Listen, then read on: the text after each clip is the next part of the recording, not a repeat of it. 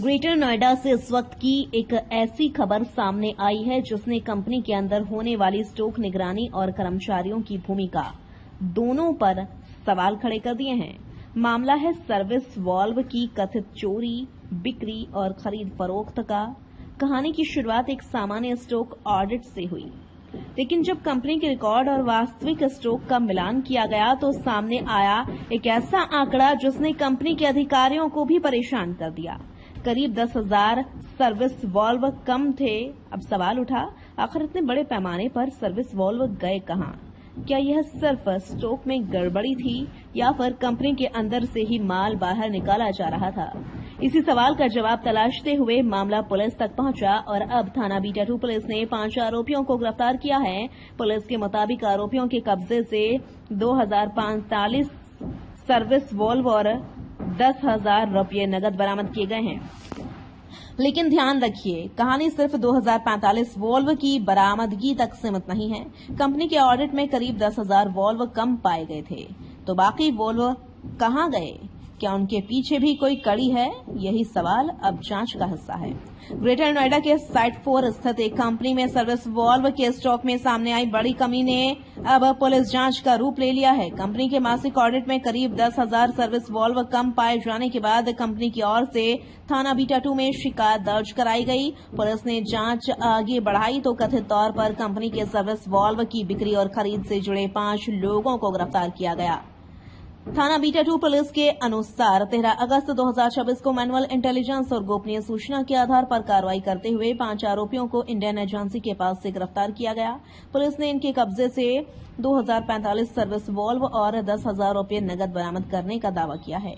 इस मामले में सबसे महत्वपूर्ण बात यह है कि गिरफ्तार किए गए 5 आरोपियों में से 4 आरोपी उसी कंपनी में काम करते थे जहां सर्विस वाल्व बनाए जाते थे। पुलिस का आरोप है कि इन कर्मचारियों ने कंपनी से कथित तौर पर धोखाधड़ी करके सर्विस वाल्व बाहर निकाले और उन्हें 5वें आरोपी मंजीत सिंह को बेच दिया। पुलिस के मुताबिक इस कथित खरीद फरोख्त के जरिए अवैध धन अर्जित किया जाता था। स्टॉक ऑडिट में सामने आई बड़ी कमी। मामले की शुरुआत कंपनी के नियमित मासिक ऑडिट से हुई। जब कंपनी के रिकॉर्ड में दर्ज स्टॉक और वास्तविक उपलब्ध स्टॉक का मिलान किया गया तो करीब 10,000 सर्विस वाल्व कम मिले। इतनी बड़ी संख्या में तैयार माल का रिकॉर्ड से गायब होना कंपनी के लिए गंभीर मामला था। इसके बाद कंपनी की ओर से थाना बीटा 2 में घटना के संबंध में तहरीर दी गई। पुलिस ने तहरीर के आधार पर मुकदमा दर्ज कर जांच शुरू की। यहीं से पुलिस ने यह पता लगाने की कोशिश शुरू की कि कंपनी के स्टॉक में इतनी बड़ी कमी कैसे आई और क्या इसके पीछे कंपनी के अंदर से ही कोई व्यक्ति या समूह काम कर रहा था। कंपनी में काम करने वाले 4 कर्मचारियों पर आरोप। पुलिस की ओर से दी गई जानकारी के अनुसार गिरफ्तार किए गए सुनील कुमार, विपिन कुमार, विवेक और सुनीत कुमार कंपनी के कर्मचारी थे। पुलिस का आरोप है कि कंपनी में काम करने के दौरान इन कर्मचारियों ने सर्विस वाल्व को कथित तौर पर कंपनी से बाहर निकाला और फिर उन्हें मंजीत सिंह को बेच दिया। पुलिस के मुताबिक मंजीत सिंह पर इन सर्विस वाल्व को खरीदने का आरोप है। इस तरह जांच में पुलिस को कथित तौर पर एक ऐसी कड़ी मिली जिसमें कंपनी के अंदर काम करने वाले लोगों और बाहर से माल खरीदने वाले व्यक्ति के बीच संपर्क बताया जा रहा है। हालांकि मामले की जांच अभी जारी है और अदालत में आरोपों की पुष्टि साक्ष्यों एवं न्यायिक प्रक्रिया के आधार पर होगी। गोपनीय सूचना के आधार पर 5 की गिरफ्तारी। पुलिस के मुताबिक मुकदमा दर्ज होने के बाद जांच टीम ने मैनुअल इंटेलिजेंस के साथ साथ गोपनीय सूचना के आधार पर आरोपियों के बारे में जानकारी जुटाई। जांच के दौरान पुलिस को आरोपियों की गतिविधियों के संबंध में जानकारी मिली। इसके बाद टीम ने कार्रवाई करते हुए थाना बीटा 2 क्षेत्र में इंडियन एजेंसी के पास से 5 आरोपियों को गिरफ्तार कर लिया। पुलिस के अनुसार गिरफ्तार आरोपियों के पास से 2045 सर्विस वाल्व मिले हैं। इसके अलावा 10,000 रुपये नकद भी बरामद किए गए हैं। यह बरामदगी जांच के लिहाज से इसलिए महत्वपूर्ण है क्योंकि पुलिस के अनुसार बरामद सर्विस वाल्व उसी कंपनी के हैं जिसके स्टॉक में बड़ी संख्या में वाल्व कम पाए गए थे। गिरफ्तार आरोपियों की पूरी जानकारी। पुलिस द्वारा जारी विवरण के अनुसार गिरफ्तार आरोपियों में सबसे पहला नाम सुनील कुमार पुत्र चंदी सिंह का है। वह राजपुर कला थाना दनकौर गौतम बुद्ध नगर का निवासी है और उसकी उम्र करीब 34 वर्ष बताई गई है। दूसरा आरोपी विपिन कुमार पुत्र मुनीम सिंह है। वह भीकमपुर साहनी नगला थाना तारिक ग्राम कन्नौज का रहने वाला है। उसकी उम्र करीब 27 वर्ष है।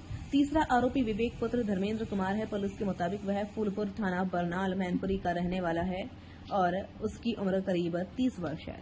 चौथा आरोपी सुनील कुमार पुत्र सतीश चंद है। वह ग्राम नवादा, थाना दनकौर, गौतम बुद्ध नगर का रहने वाला है और उसकी उम्र करीब 36 वर्ष बताई गई है। पांचवा आरोपी मंजीत सिंह पुत्र अमरीक सिंह है। उसका पता निधि खंड 2 थाना इंदिरापुरम गाजियाबाद बताया गया है। उसकी उम्र करीब 51 वर्ष है। पुलिस के अनुसार पहले 4 आरोपी कंपनी में काम करते थे, जबकि मंजीत सिंह पर कंपनी के सर्विस वॉल्व खरीदने का आरोप है। 2045 वोल्व की बरामदगी, लेकिन सवाल अभी भी बाकी। पुलिस की मौजूदा कार्रवाई में 2045 सर्विस वॉल्व बरामद किए गए हैं, लेकिन इस पूरे मामले का सबसे बड़ा सवाल अभी भी यही है कि कंपनी के ऑडिट में सामने आई करीब 10,000 वॉल्व की कमी का पूरा हिसाब क्या है। अगर कंपनी में करीब 10,000 वॉल्व कम पाए गए थे और पुलिस ने 2045 वॉल्व बरामद किए हैं, तो जांच के दौरान यह पता लगाना महत्वपूर्ण होगा कि शेष वॉल्व कहां गए। क्या वे भी कथित तौर पर इसी नेटवर्क के जरिए बेचे गए? क्या उन्हें अलग अलग स्थानों पर भेजा गया? क्या कोई अन्य खरीदार भी इस कथित गतिविधि से जुड़ा था, या फिर स्टॉक में कमी के कुछ अन्य कारण भी जांच में सामने आएंगे। फिलहाल इन सवालों पर अंतिम निष्कर्ष निकालना जल्दबाजी होगी। पुलिस की जांच आगे बढ़ने के साथ ही तस्वीर और स्पष्ट हो सकती है। सिर्फ 5 लोग या इससे बड़ा नेटवर्क। इस मामले में एक और अहम पहलू यह है कि 4 आरोपी कंपनी के कर्मचारी बताए जा रहे हैं और 5वें आरोपी पर कथित तौर पर माल खरीदने का आरोप है। ऐसे में जांचकर्ताओं के सामने यह पता लगाने की चुनौती होगी कि क्या कथित गतिविधि सिर्फ इन्हीं 5 लोगों तक सीमित थी या इसके पीछे कोई और व्यक्ति भी था।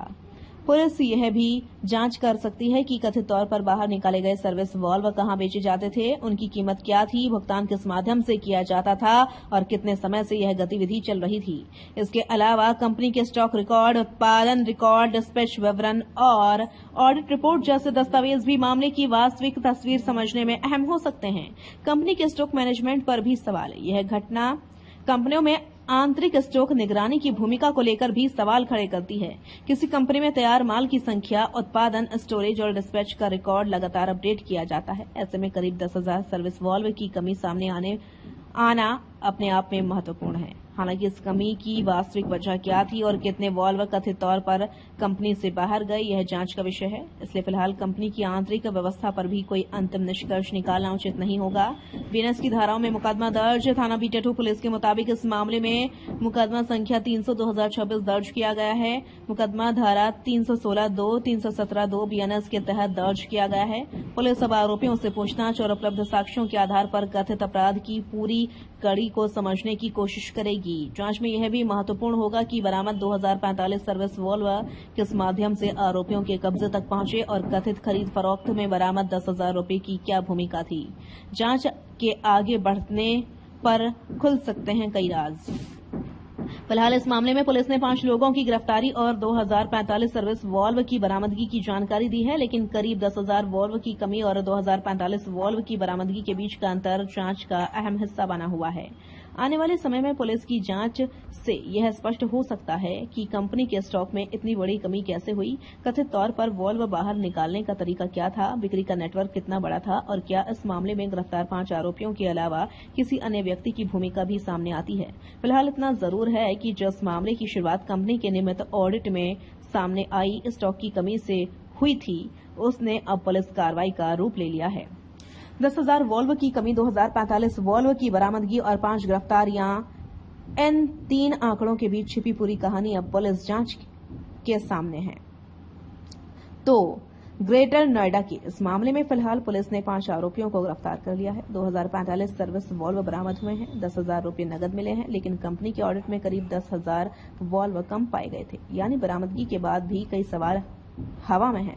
क्या 10,000 वॉल्व की कमी का पूरा राज खुलेगा? क्या कथित खरीद फरोख्त का नेटवर्क 5 आरोपियों तक सीमित था, या जांच आगे बढ़ने पर कुछ और नाम और कड़ियां सामने आएंगी? फिलहाल इन सवालों के जवाब पुलिस जांच के बाद ही साफ होंगे, लेकिन इस पूरे मामले ने एक बात जरूर सामने ला दी है। किसी भी कंपनी में स्टॉक की छोटी सी कमी अगर समय रहते नहीं पकड़ी जाए तो वह बड़ी आर्थिक गड़बड़ी का रूप ले सकती है। और यहाँ मामला सिर्फ कुछ सामान के गायब होने का नहीं, करीब 10,000 सर्विस वॉल्व की कमी तक पहुंच चुका है। अब नजर पुलिस की अगली जांच पर होगी।